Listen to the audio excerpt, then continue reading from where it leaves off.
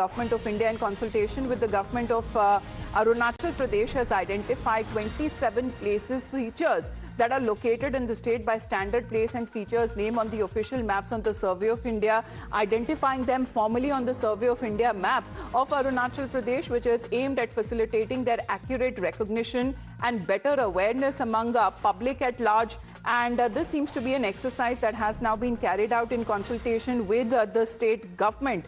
Now, this is important as far as when it comes to ensuring that there is accurate identification of these places and will further improve public awareness. So let's connect with Akansha on this. Akansha, because this seems to be a factor that, has also a China factor in it. I mean, China has continuously been renaming places that are well within the Indian territory of Arunachal Pradesh, and this has been categorically rejected by New Delhi.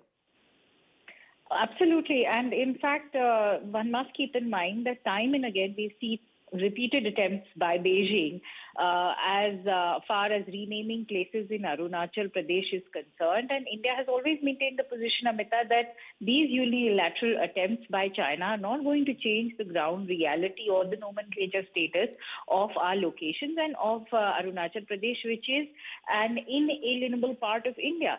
So China may want to refer to Arunachal Pradesh as South Tibet, but MHA's exercise of standardization of these 20 locations has been very well explained, as you rightly highlighted. It's also been mentioned in the Survey of India maps. And these locations have been divided, or their features have been defined as settlements which could be mountain passes, water bodies like lakes, and even historical memorials like the Shere Thapa Memorial, which commemorates India's military history in the region. So 27 locations we are looking at.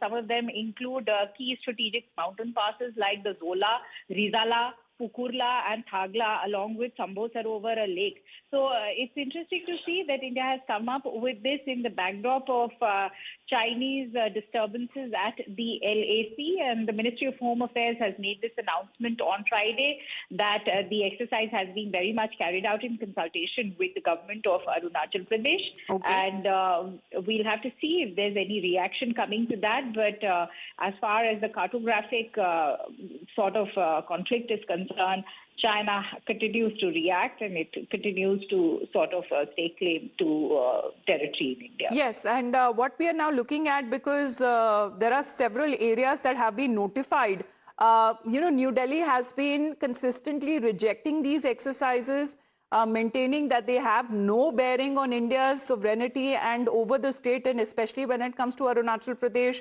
So what are we now looking at, Akansha, as far as, important logistics hubs that we are also looking at?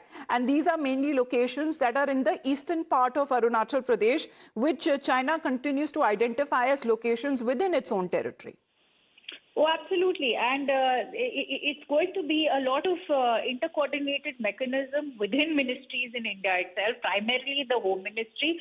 Of course, you're also looking at the Defense Ministry. And as far as the MEA is concerned, they have always been maintaining that India is very much aware and mindful of these kind of claims being made by China. But officials have already indicated from the MHA that the updation of the Survey of India maps with these 27 locations is going to very much serve India for an authoritative reference for, say, clear and transparent governance, administrative plan, public use, while also preserving locally recognized place names.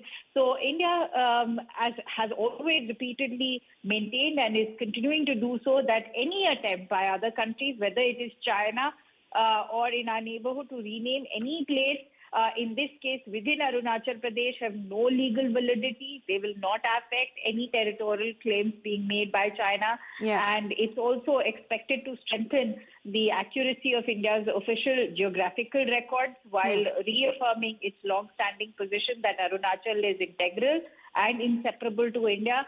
And more importantly, many would also say that this exercise should have been conducted long. So these 27 locations formally marked on the official map of India also includes Longju, which is located along the LAC and which was one of the earliest flashpoints between India and China back in 1959 when the Chinese forces had entered the area. But we are now looking at India categorically stating that when it comes to Arunachal Pradesh, and especially when it comes to these 27 locations, are consistently, and this is something that is very much part of the country rejecting these exercises done by Beijing. Thank you very much for the moment, Akansha, for joining in. We're going to head into a very short break.